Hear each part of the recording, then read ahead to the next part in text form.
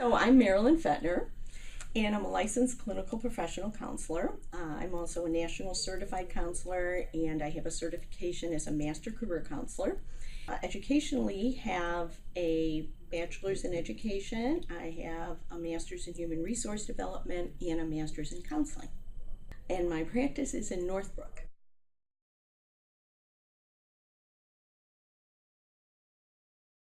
My focus in my practice is actually on looking for solutions and on reducing stress for people. The areas that I frequently see people regarding, that people come to me with, I would say is sort of the intersection of life and everything that it sort of delivers to us that we have to deal with, and that includes careers. My focus on career counseling and related mental health concerns came to be, I would say it was sort of evolutionary, as maybe with many people's careers, but the core of what I've always wanted to do is help people improve, identify their potential, and reduce areas of stress in their lives and make their situations better.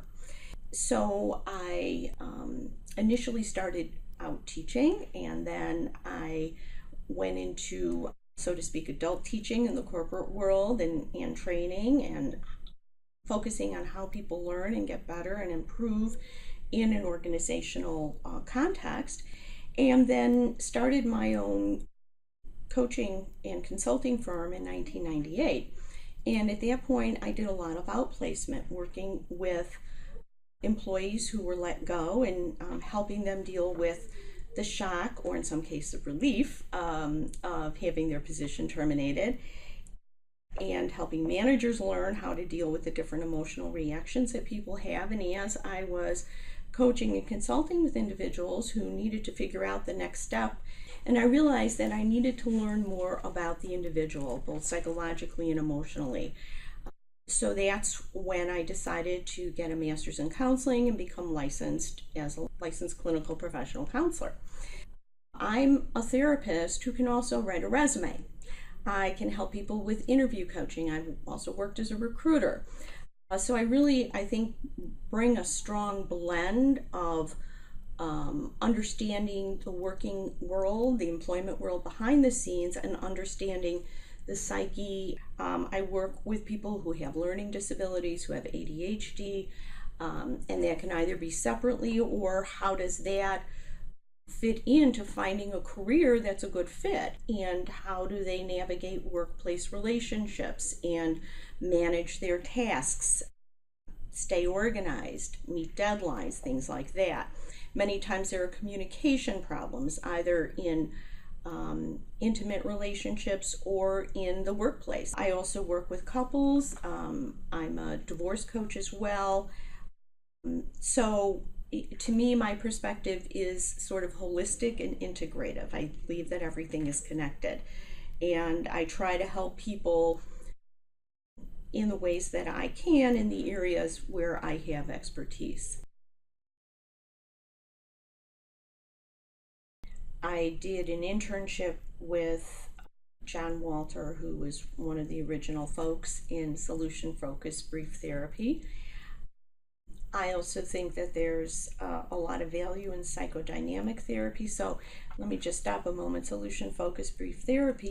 The focus of this is to bring attention to what are the possible solutions, and to help people identify the solutions they might have within themselves, and to notice small successes and build on those successes, because that's actually how we as human beings affect positive change. I think it's also important to look at a person's history and background in their life experiences, because that can influence quite a bit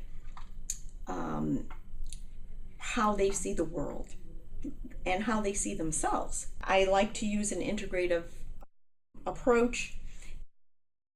I also use cognitive behavioral therapy, which is helping someone be aware and noticing what they're thinking, We all, as human beings, are prone to thoughts that are not necessarily rational. They reflect more of our fears, past regrets, that sort of thing. And so, this is a way of noticing what we're thinking. And you may have heard of the concept of mindfulness.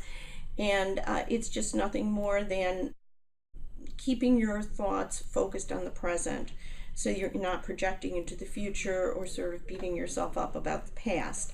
I've also had training in acceptance and commitment therapy, accepting what we can't change and clarifying our values and having commitment to taking actions based on our values.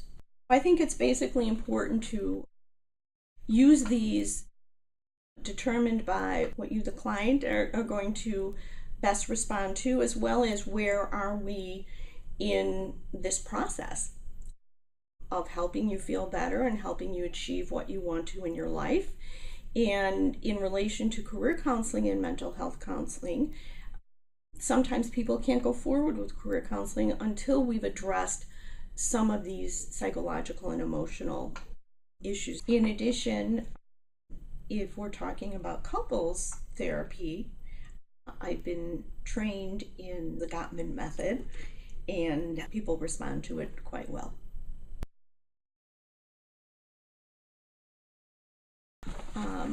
My approach as a therapist is, number one, to provide a safe place where people can talk about whatever is on their mind. What's essential is to build a relationship of trust.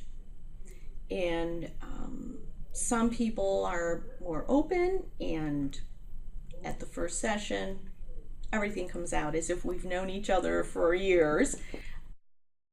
I am very accepting, non-judgmental, and I think that many times this is what people find or see that it's hard to find in their life. And I listen intently.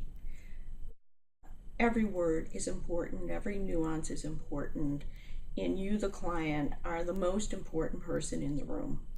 Many times after a session, I feel such esteem for the courage that I see people exhibit in their struggles. And I many times feel that my clients are heroes to me, heroes and heroines. And people have said to me that they feel safe with me and they feel that they can say anything.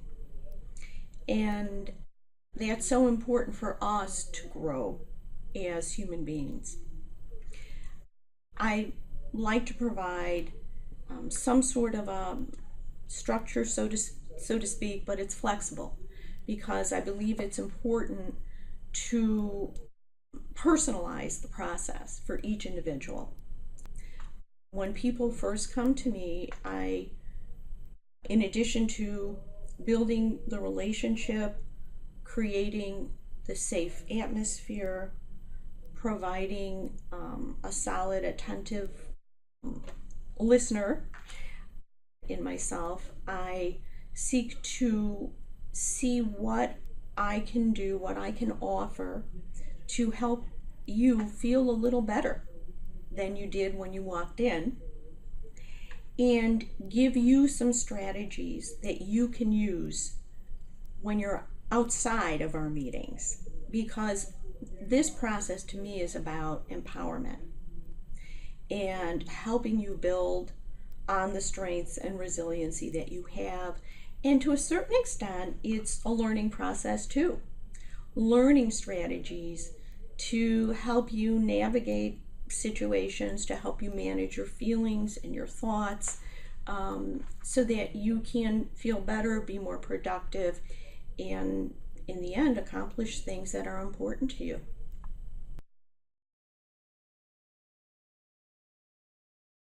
We have all looked for professionals in various areas, and so that's always a question: how do you find somebody, right?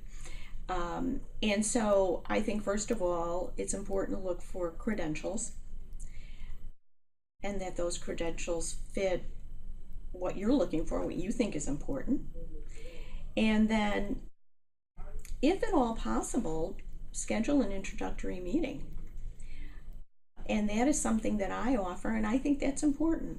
I offer a 15-minute introductory meeting. It's complimentary and at your convenience. So it can be in my office, which I sort of like. It's the one-on-one. Or it can be by phone or by video conference.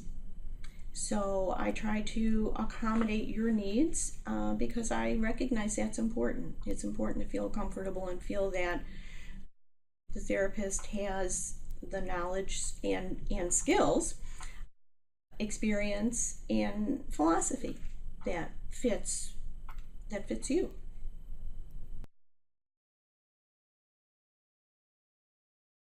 I think it's important for a therapist to be caring and authentic,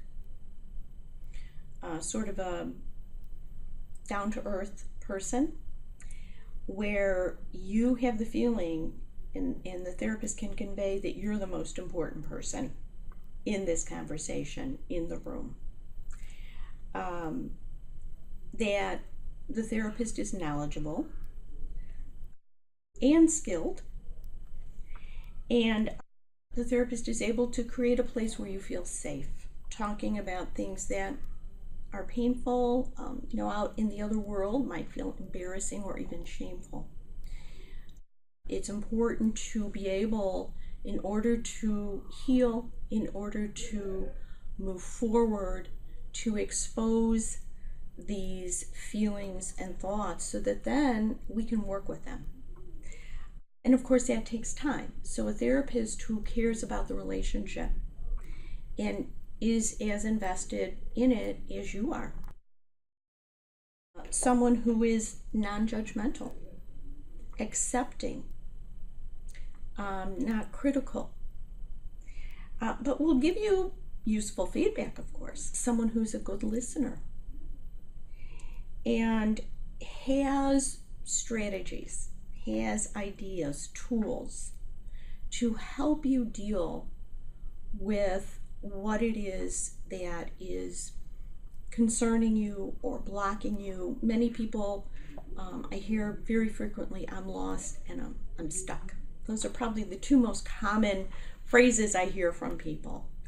So someone who can help you find direction and someone who can help you get unstuck, who has ideas and strategies.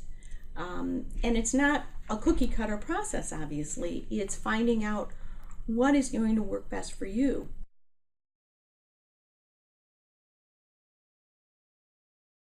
I think one of the unfortunate things in our society is that there are misconceptions about therapy, and there still can be a stigma about therapy. And I think this is somewhat criminal. To me, it's sort of like going to the dentist if you have a toothache. And I think I said a little earlier, I think it takes courage to make the phone call, to walk into the office. It demonstrates optimism and a desire for things to be better and an investment in your life. So I think we need to turn around this concept or this belief, so to speak, about therapy, that it is actually a strength to make things better, and it takes guts to do that.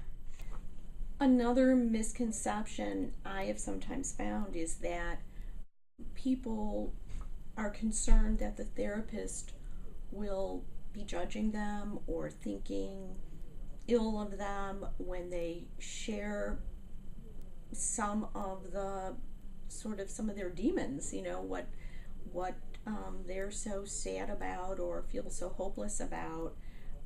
And that could not be farther from the truth. We're here to join with you and to, I don't know if I mentioned the word empathy, but this is sort of the cornerstone of therapy, to be in your world, in your shoes, understand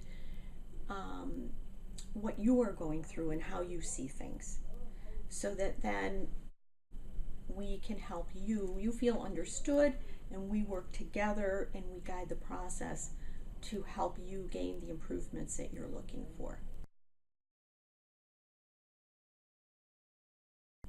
I see my clients as my heroes, struggling with situations that people have experienced, and working to get better, to feel better, to improve their lives is huge. And having the patience and the resiliency and tenacity to do so.